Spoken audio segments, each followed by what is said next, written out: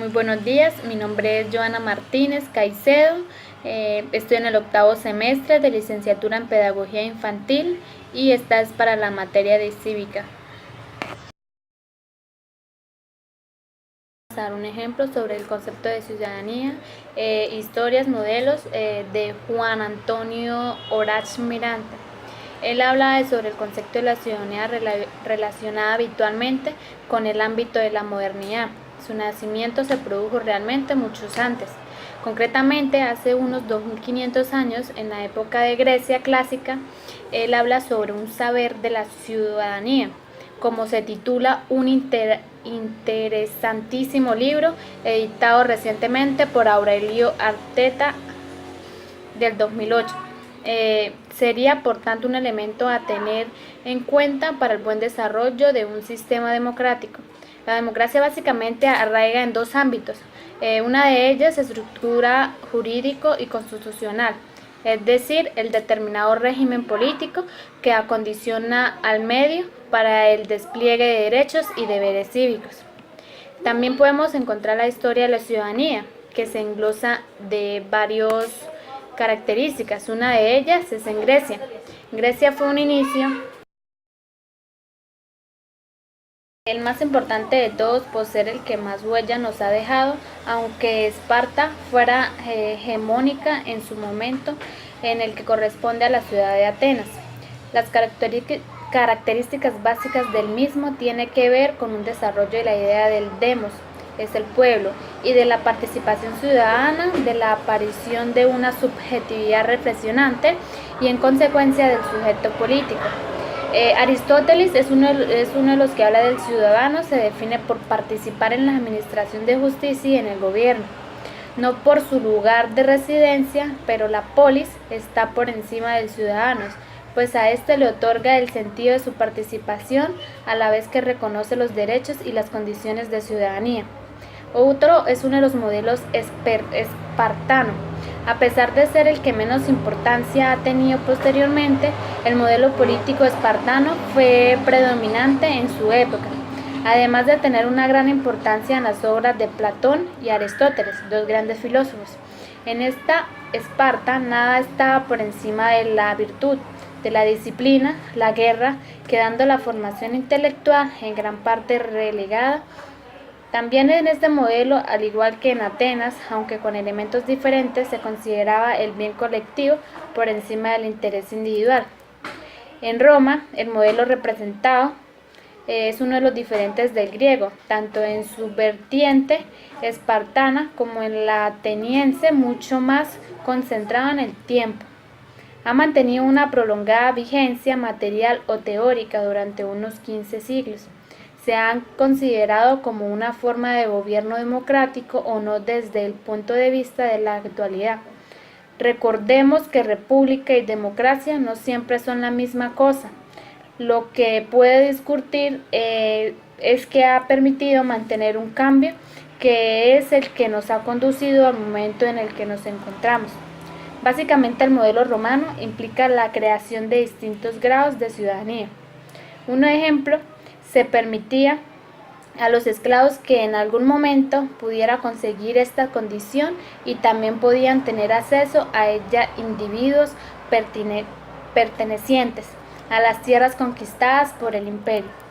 Uno de los filósofos o autores que habla es Julio César. Las tierras galas del norte de lo que ahora es Italia, la llamada Galia Transalpina, pero aplicó medidas de similar estilo en el propio interior de sus fronteras, como es el caso de los médicos, que obtuvieron en este mandato el derecho al voto.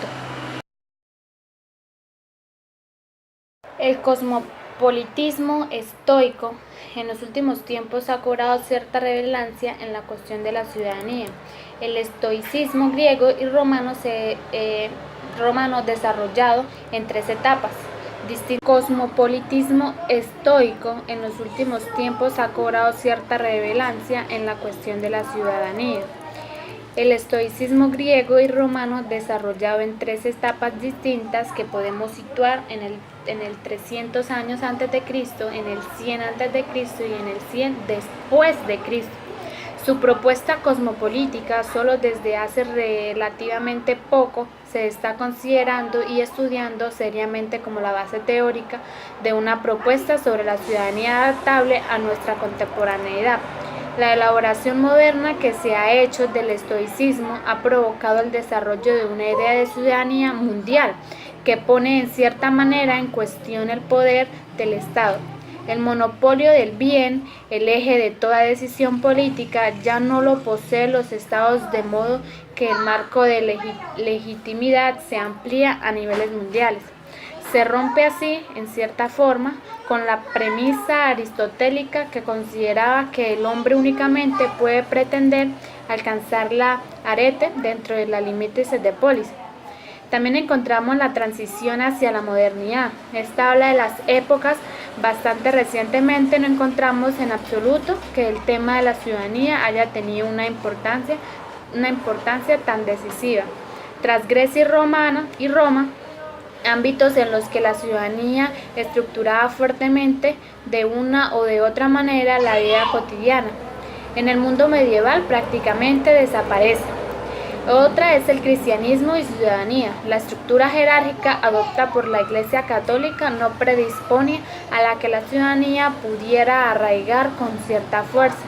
La caída del imperio provocó que los obispos asumieran no solo el poder espiritual, sino también el político en cada diócesis. El cristianismo adoptó una posición poco mundana en el sentido de que se despreciaba e infravaloraba la vida en el mundo material.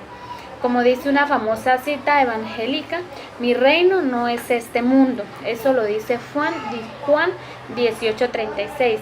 La vida no es una finalidad en sí, y aunque tampoco se rechace el vivir en comunidad, no se valoran fuertemente algunos de sus aspectos más inminentes.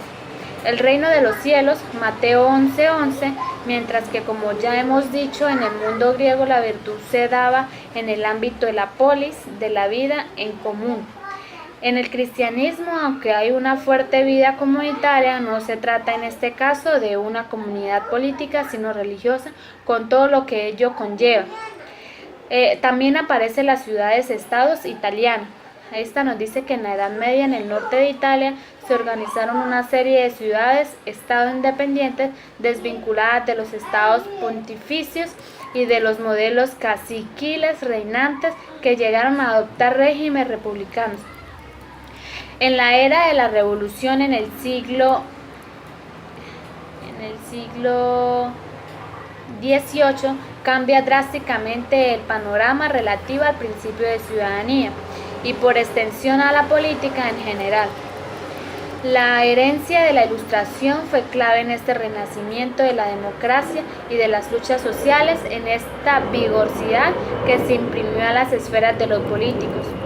También encontramos la Revolución Americana. La Revolución Americana es de diferente, está la francesa, entre otros motivos, en que se crea un nuevo estado, los Estados Unidos de América, donde se pasó de ser súbdito británico a ciudadanos estadounidenses.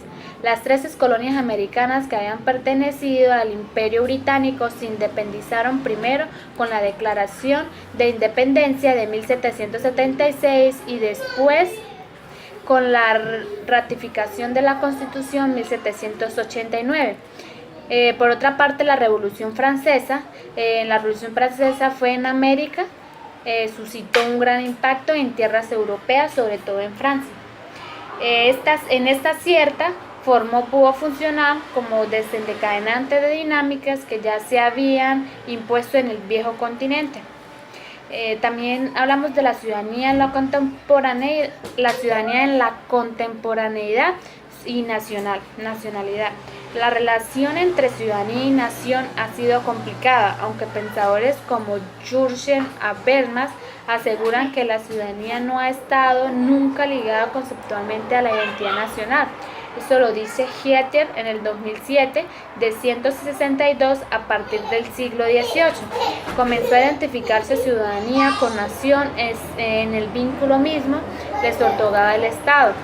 En los derechos de los negros americanos y de la mujer en los Estados Unidos llegaron a existir en algún momento 4 millones de esclavos negros. de origen africano. A mediados del siglo XXI, gracias a la iniciativa del presidente Abraham Lincoln, se aprobó la ley que ilegalizaba la esclavitud, lo que en cierta manera provocó la Guerra Civil estadounidense, también llamada Guerra de Sucesión, que se prolongó de 1861 a 18.656. Aunque en la práctica los negros se vieron prácticamente sin una gran parte de sus derechos actuales hasta mediados del siglo XX. La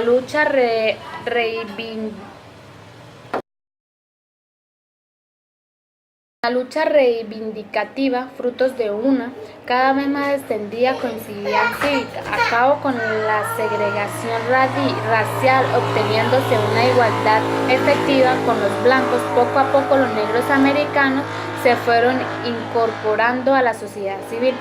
También encontramos uno de ellos son los modelos de la ciudadanía, que a pesar que el término ciudadanía funciona desde la Grecia clásica, no es hasta bien estrato del siglo XX cuando se trata de conceptualizar de forma sistemática. El responsable fue Marshall en 1950, que trata de superar su equivalente romano, al no ser ya viable desde la época de las revoluciones. En la ciudadanía liberal, aquí nos habla de un modelo liberal de ciudadanía que es hegemónico durante décadas. Se caracteriza por defender los siguientes puntos principales. Uno de ellos es la libertad, otro es uso instrumental de la moral pública, otro de ellos nos habla sobre el individualismo, que es el elemento más importante de la ciudadanía liberal, y por otra parte nos habla la participación política, y por último encontramos la neutralidad del Estado.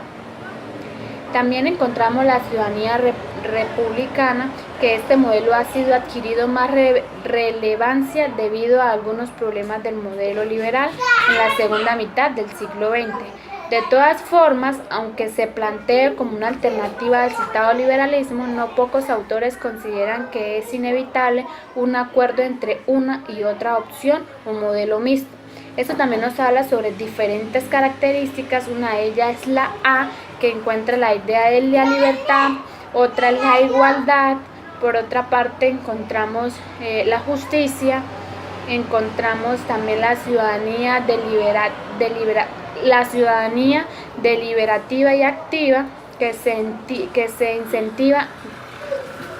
La ciudadanía deliberativa y activa se incentiva en este modelo la vertiente deliberada de la discusión pública. También encontramos la educación del ciudadano, y por otra parte nos habla de la ciudadanía comunitarista, el que habla del comunitarismo como su propio nombre lo indica, que es privilegiada a la comunidad, al individuo, poniéndose por delante de los vínculos de adhesión grupal con respecto a la libertad individual, y quedando el bien común por encima del pluralismo. El problema principal de esta propuesta es que se entiende la ciudadanía no desde un punto de vista en el que se privilegie lo común esencial, no lo común obligado, sino desde una sobredimensión de la diferencia, como reseña Rubio Carracedo en el 2007. Otro problema inherente a las discriminaciones positivas es que deben tener un límite de tiempo y no convertirse en permanentes, sino se requieren lesiones principios como los de la justicia y la igualdad. Por último encontramos la ciudadanía en diferencias.